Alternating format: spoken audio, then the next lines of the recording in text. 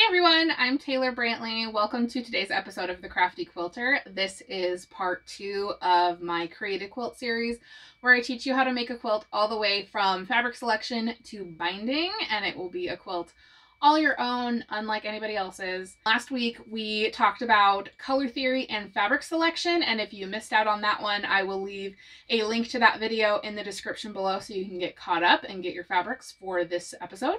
Today we're going to be making 4 patch blocks, and also in the description below is a free PDF download for exactly how to make these and step-by-step instructions for how to make them, as well as measurements for cutting for a 2-inch to a 12-inch block.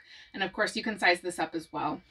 I got my fabrics ready to go and I am so excited to start cutting. So here we go.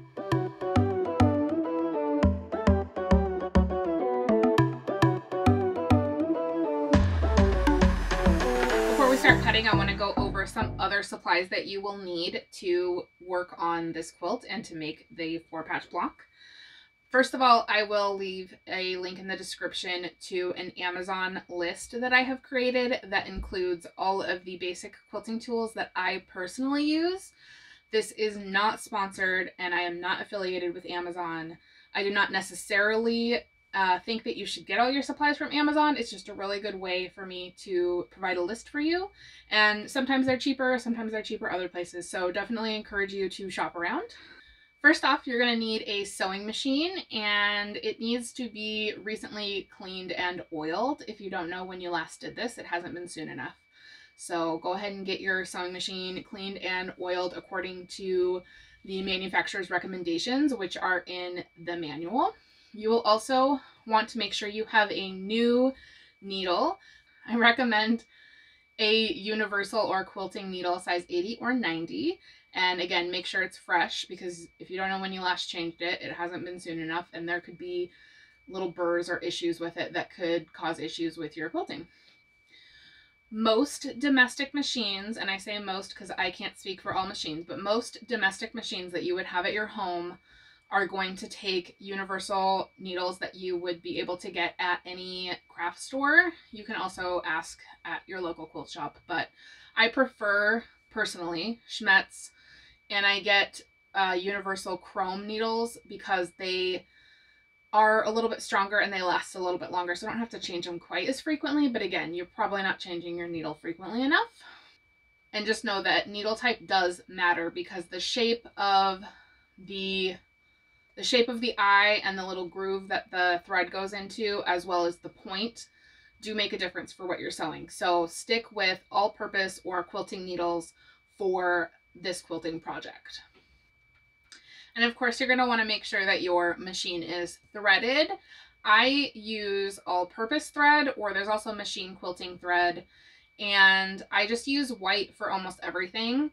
I also always have extra bobbins around, and I will wind a whole bunch of them ahead of time to save me time. That way, if you run out of your bobbin when you're sewing, you don't have to completely unwind your machine. You can just switch out your bobbin and you're good to go. So I keep like 12 of them wound, and when they run out, I take the time and just wind them all, and that way I'm ready to go. And that's also why I use white for a lot of what I do. So optional supplies are going to include a 1/4 inch piecing foot, which either has a guide or is a 1/4 inch wide to help you with your seam allowance.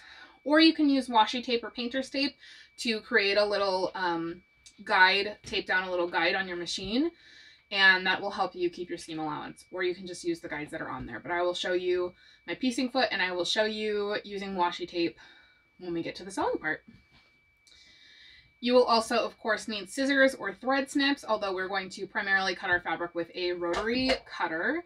You will need a rotary mat, and I suggest something 18 inches or larger. You also need an acrylic cutting ruler, which most quilters recommend a 6x24 inch ruler. Reason being, if you're cutting off the bolt, you want it to be long enough to be able to go the full width of the bolted fabric folded in half.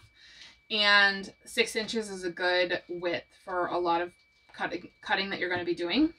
I prefer the June Taylor shape cut, which I will be primarily using today because it's slotted and I can cut several strips all at once, and it makes my cutting a little bit faster. You also need a rotary cutter, and I suggest starting out with a 45mm blade. The larger blade, the 60mm blade, rotary cutter is going to be for if you're cutting a lot of layers of fabric, but we're just going to be cutting a couple layers at a time, and 45 is good for most things. Make sure you have changed your blade. Just like you need to change your needle in your sewing machine, change your blade frequently, more frequently than you probably are, and it's going to make your cutting so much easier. You're also going to need an iron and either an ironing board, an ironing mat, or you can use a towel on a flat surface. Just make sure that the iron can get hot enough up to like a cotton setting to get any wrinkles out. You can optionally also have starch or something like Mary Ellen's Best Press. It's optional, but it's great if you're going to wash your fabric ahead of time, which we're going to talk about in just a second. You also hopefully won't need, but should have on hand, a seam ripper just in case. And you will need pins or clips if you like to pin or clip. To pre-wash or not to pre-wash, that is the question. There is a huge debate amongst quilters whether you should pre-wash and pre-shrink your fabrics or not before you start cutting them. I personally don't pre-wash my fabrics, and I'll tell you the pros and cons of why you should and shouldn't wash your fabrics, and then you can decide for yourself. And of course, you can decide based on the quilt as well, depending on what you're trying to accomplish. Shrinkage. The argument to wash your fabrics ahead of time mostly has to do with shrinkage of the fabric. If you pre-wash your fabrics before you cut them to make your quilt, your final quilt is going to shrink less, and it's going to look more like it does when you finished quilting and binding it, and before you throw it in the wash. It's going to look closer to the same when you take it out of the wash. It's because it's going to shrink less. Now, the flip side of that is more shrinkage means it's crinklier. I like that vintage crinkly look. I like my new quilts to look like that. And some people like that, some people don't. So if you pre-wash your fabrics before you start cutting and piecing them, after you put your final quilt in the wash and it comes out the dryer, it will be less crinkly than if you had not pre-washed your fabrics. A con to washing your fabrics ahead of time is that it removes the sizing. When fabric is manufactured, there is sizing that is put in that holds the fibers, the threads, stable. And when you cut right off the bolt, that sizing is still in there. If you pre-wash your fabric, you're removing all those chemicals, yes, but you're removing the sizing. So you may have to add starch back in, or starch or something like Mary Ellen's Best Press, which is what I usually use, to help add that stability to make the fabric easier to work with. A pro of not washing your fabric ahead of time is that it's already like that right off the bolt. It's pretty easy to work with. You can still add starch if you need to, but generally you don't need to. A pro to not washing your fabric ahead of time is that there's no prep time. Come home from the quilt store, start your quilt right then and there.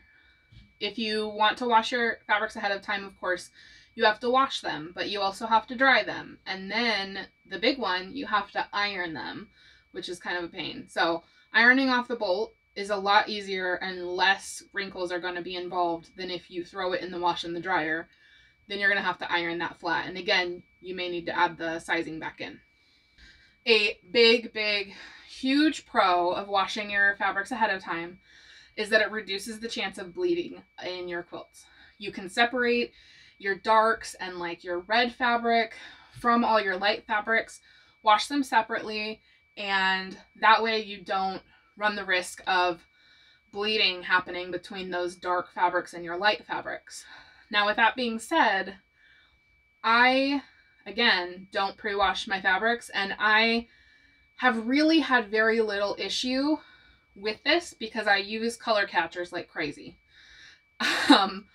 If I have like a red and white quilt and I throw it in the wash, there's always going to be that risk, but I'll throw 3 or 4 color catchers in there and pray that it works out. And 9 times out of 10, it's worked out for me. So the other pro to not washing your fabric ahead of time is that you're not going to lose any of your yardage in the wash. When you pre-wash your fabrics and they're agitated, the raw edges are agitated, the fabric's going to fray and you're going to lose a little bit of your yardage.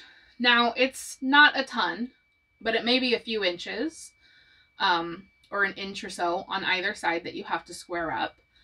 And one way to prevent this, if you want to wash your fabric, is to either serge or pink, meaning cut the edges with pinking shears, a little zigzag, or run a zigzag stitch down the edge, but you're still going to lose that little bit of fabric, and that's adding to your prep time. So that's the reasons that I don't wash my fabrics ahead of time. But if you want to, absolutely go for it.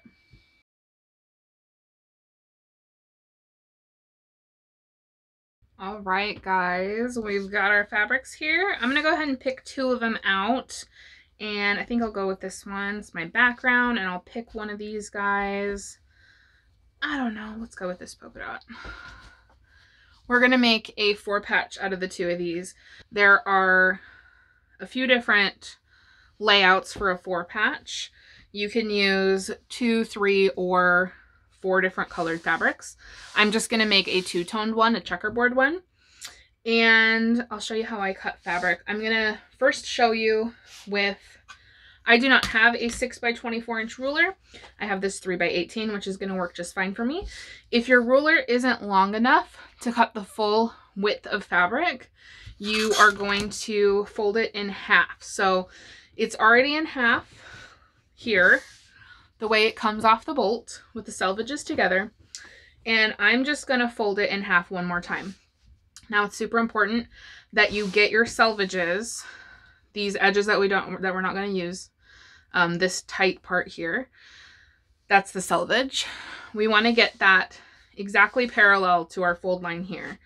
So the selvages, this fold line, and this fold line should all be parallel. And you can test that by lining it up on your mat here. I've got this line here, and then this is parallel to a line here. Another way to test this is I'm going to go ahead and cut a tiny little chunk off, because I just want to make sure that I'm not going to get a zigzag cut when I cut. So in order to cut our fabric, I'm going to go ahead and line this up.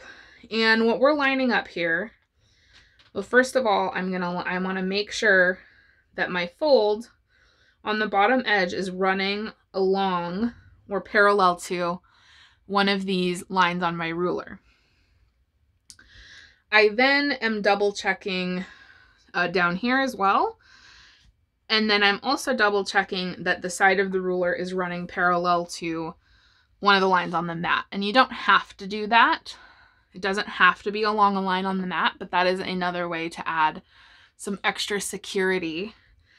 And then I always hold my ruler and make sure that my hand is also off my ruler on my fabric, and that helps hold it stable.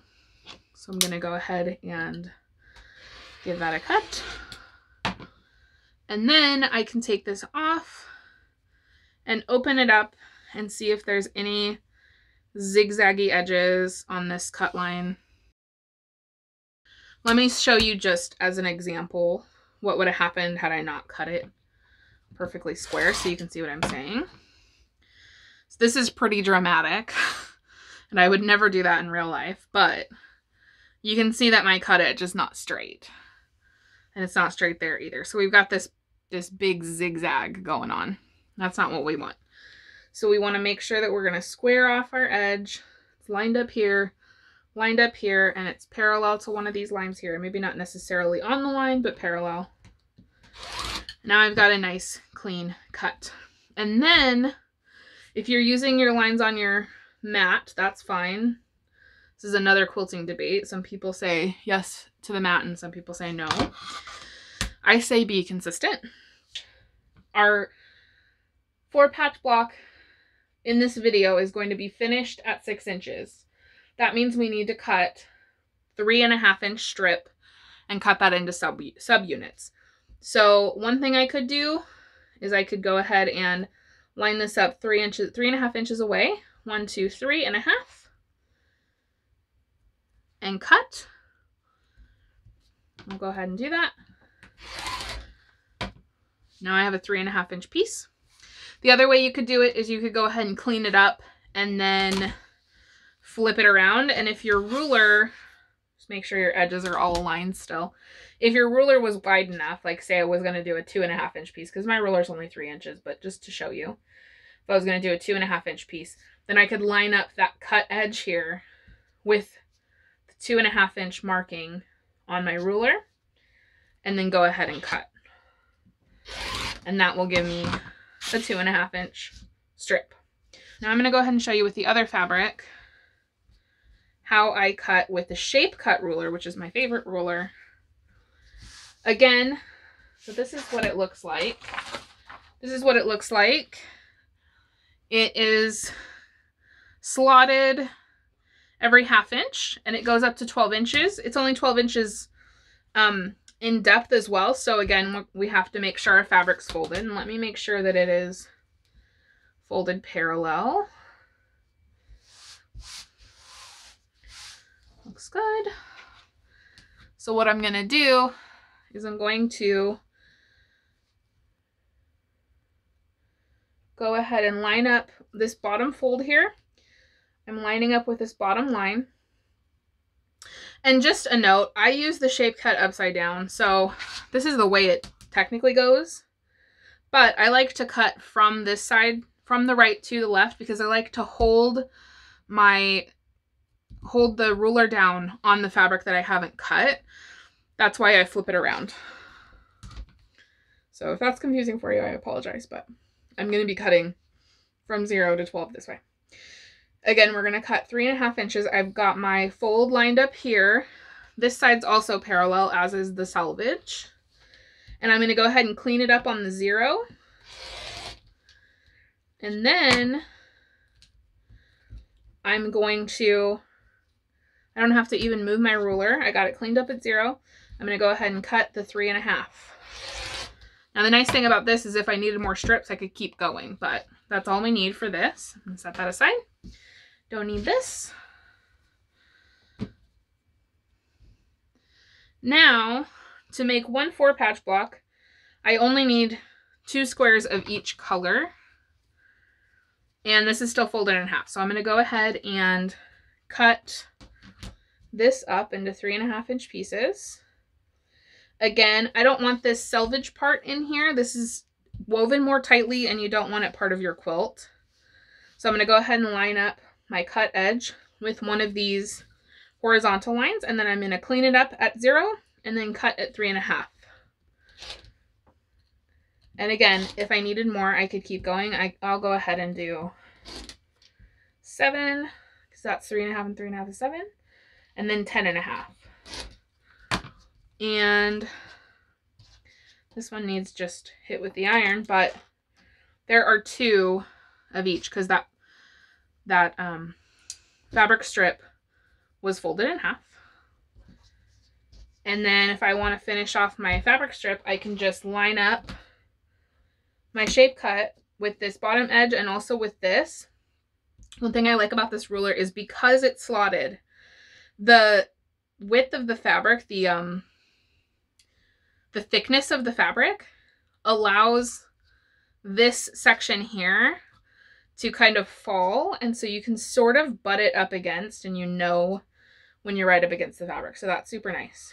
So again, 3.5, 7, and I can't get to 10.5. So that's just gonna have to do for this strip.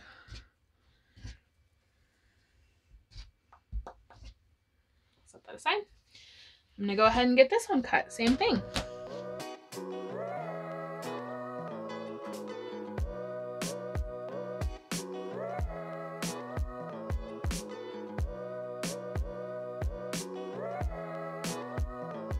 All right, here we are at the sewing machine, and of course I got Kitty right here. We've got our pieces that we just cut, and I just want to show you before we start. I was telling you about the 1/4 inch piecing foot. This is what I prefer. It has this little ledge that it's going to be a 1/4 inch away from your needle when you put it on your machine. I really like this one. An alternative that you can do if you just have this regular piecing foot, washi tape is wonderful because it goes on and comes off so easy. So you can take a piece of washi tape and measure and go ahead and put it on your machine wherever a 1/4 inch is going to be, and then that way you have a guide to go with your fabric. Of course there's guides on your machine as well, but I prefer the piecing foot, so let me go ahead and put that on real quick. Now, just a note about 1/4 inch seam allowance. We do use a 1/4 inch seam allowance in quilting, and it really doesn't need to be any bigger. But here's the thing.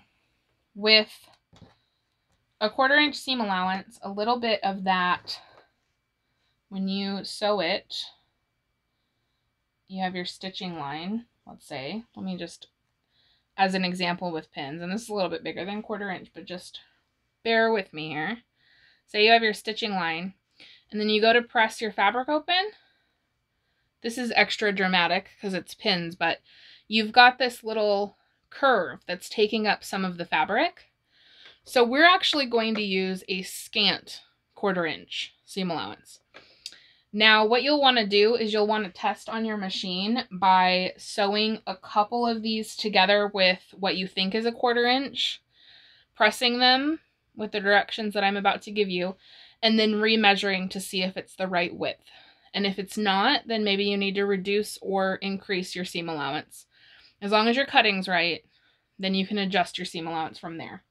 Now for me, on my machine, a scant 1/4 inch, when I turn my machine on, I'm going to move my needle towards the seam allowance, into the seam allowance, 2 notches. That's something that I've tested, and I test periodically with different things that I make. So it's going to depend on the fabric, but for me, with regular weight quilting cotton, it's 2 notches to the right. So I have that set.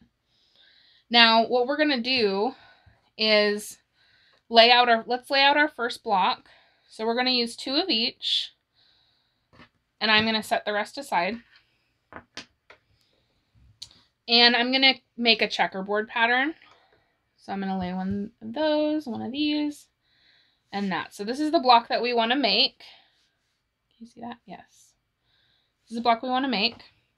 So what I'm going to do is I'm going to take my first pair and I'm going to put them right sides together. So I'm going to flip right sides together. And I want to make sure that this seam that I'm going to sew, that this is nice and even. And if you want to, you can go ahead and pin. I don't usually for something short like this, but I'll go ahead and pin to show you. We always pin perpendicular to the cut edge, and every few inches or so, whatever you're comfortable with. Then I'm going to take it over to my machine. And I have cleaned and changed my needle and everything, like I tell you to. So I'm going to go ahead, when I'm first sewing, I'm going to go ahead and not pull these threads, this tail, but I'm going to hold it tight so that way, as I'm sewing and I'm not quite onto the fabric yet, the threads don't get sucked into my machine. So I'm using my left hand to guide and to keep it up against this little ledge or up against my guide. And with my right hand, I'm just going to hold these tight, not super tight, but just taut until my needle catches some of my fabric.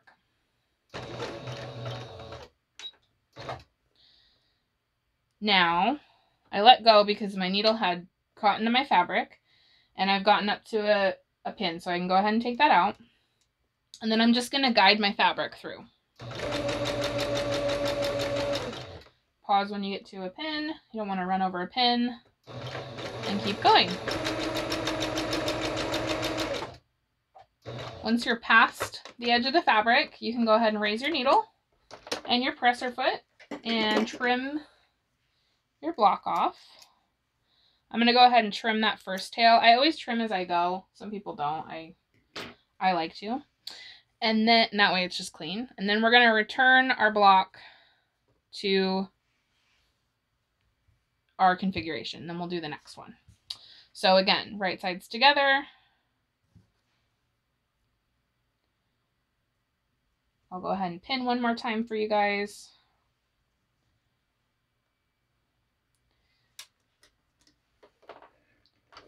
Hold my threads taut. Can let go now.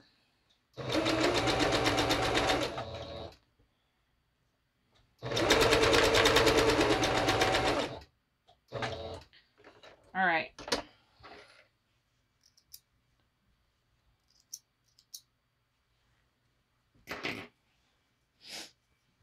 And there's that. So now we need to press these before we can sew them back together. First thing I'm going to do is press flat. And then pressing open or to the side is a personal preference. If you press your seams open, the more complicated blocks that you make, the less bulk your seam allowance is going to create in all of these intersections.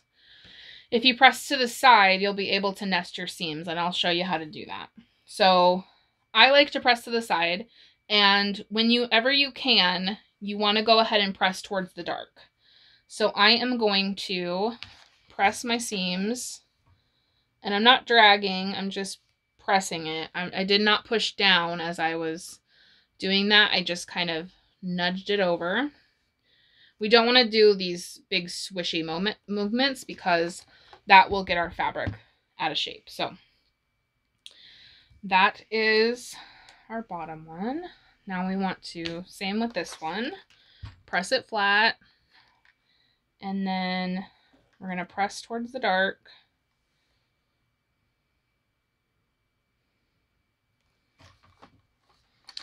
And then I usually like to get them from the front as well, just to make sure they're nice and flat.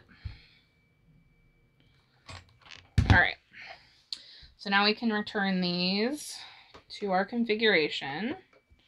And we've still got our little checkerboard. So now to sew, we're going to sew these together. And we're going to flip this top one down. So again, right sides together. And then what I was talking about with nesting seams, I want to show you this. You can kind of slide your seam allowances and you'll be able to feel it. You can feel where it's nice and tight and your seam allowances are nested together. I am going to go ahead and pin there. Not right on the seam, but in this seam allowance next to it. And what's really important with sewing is with this kind of sewing is that we're going to want to make sure that our seam allowances stay facing these ways. So I'm going to take this back to my machine and go ahead and give this a 1/4 inch.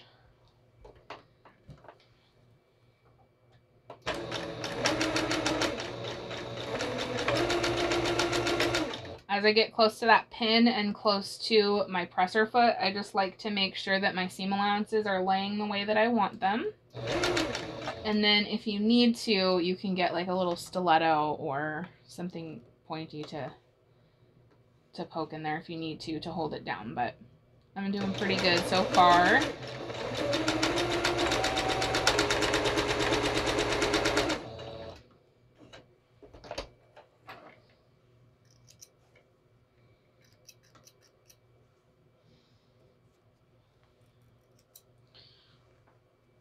All right, take it back to our ironing mat.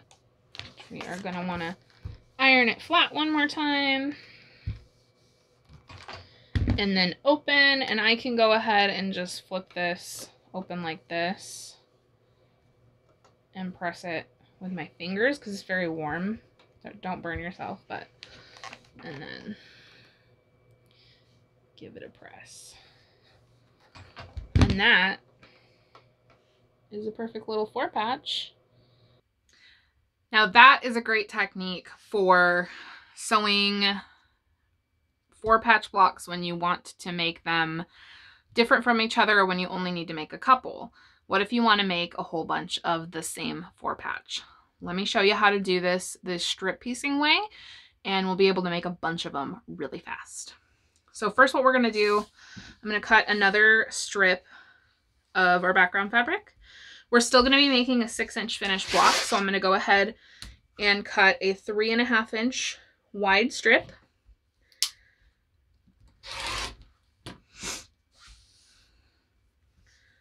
Set that aside. And then this time, let's use our solid. And let's go ahead and cut a 3.5 inch wide strip of our solid.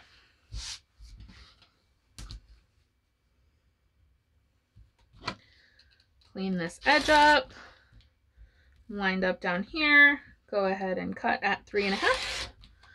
Perfect. Now what I'm gonna do, I'm gonna take these strips as is. I'm not gonna subcut them. I'm gonna take them as is over to my sewing machine. All right, I have brought my strips over to my sewing machine. And now what I'm gonna do is I'm gonna take one of them, the solid, it doesn't matter which side is the front, but I'm gonna put them right sides together. And I'm not gonna pin this because I can adjust as I go, but we're gonna go ahead and sew this whole big long strip with a 1/4 inch seam allowance.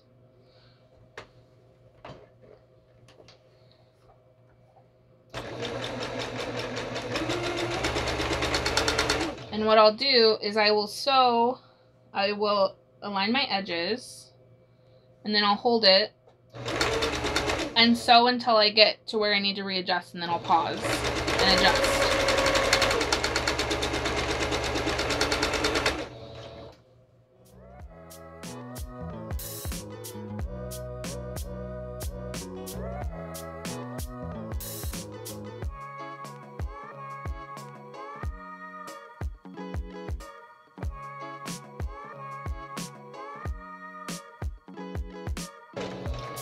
And it looks like one of our strips is not quite the same length as the other, and that is just fine. That just means we'll have some extra, or I guess we'll see when we cut it.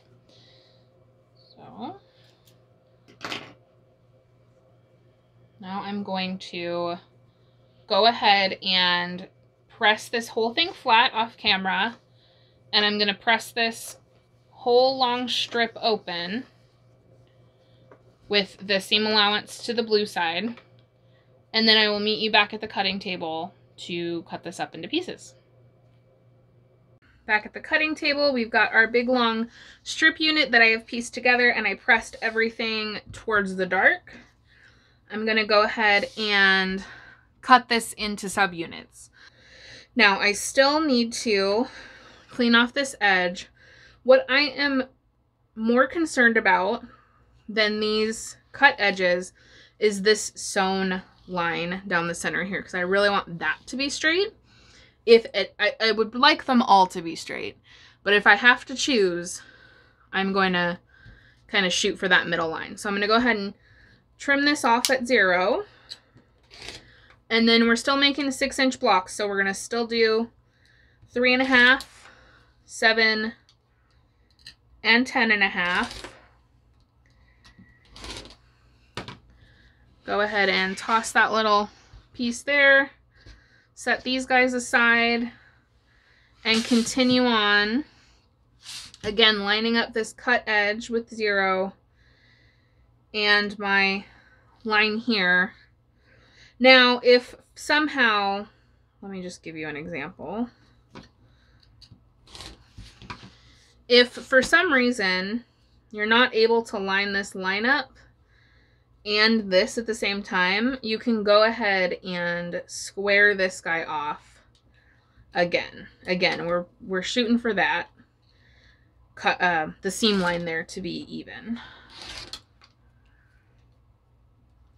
7, 10.5.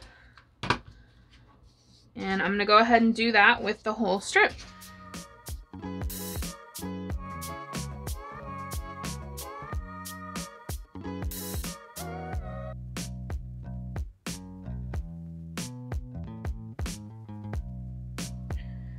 Not quite able to get another one out of there, but that's good enough. So now I'm going to take half of these and flip them this way and piece them together into a 4-patch block, just like we did before.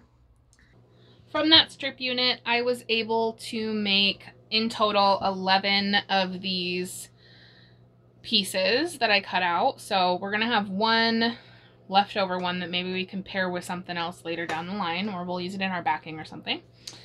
So I'm going to take 5 of them and put them in one direction and 5 of them and flip them around. And I have them piled up on top of each other because I'm going to show you how to chain piece to make this go faster.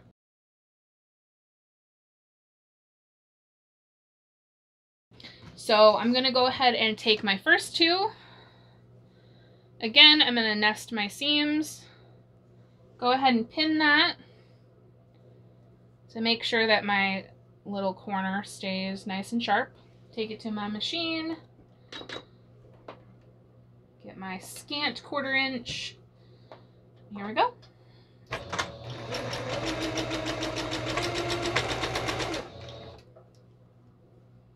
Make sure I'm all lined up here.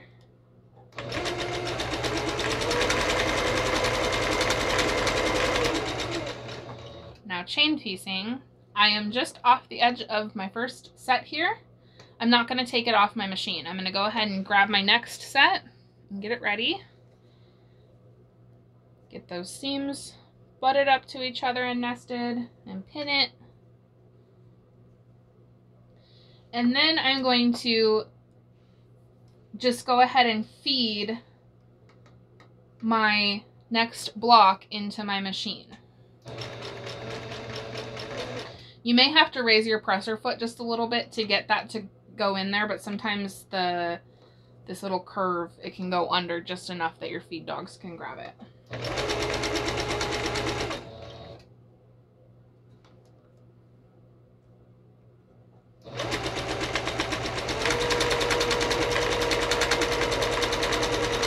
And I'm going to go ahead and do that with the rest of these.